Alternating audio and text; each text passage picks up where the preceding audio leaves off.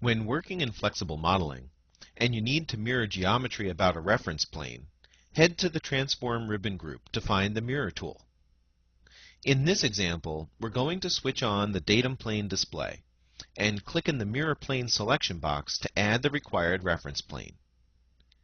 Similar to what you experience with the other flexible modeling tools, surfaces will be automatically extended and rounds will be recreated at the intersecting edges. Additionally, if we look in the Attachment tab, we can see some interesting options.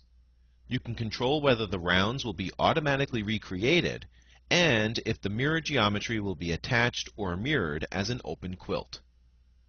Let's have a closer look at these geometry attachment options. If we unselect the Create Round Geometry checkbox and also unselect the Attach Mirror Geometry checkbox, instead of a rounded solid mirror feature, the result will be a mirrored open quilt of the selected surfaces. The Mirror tool provides you with several options to control how your mirrored geometry will be created.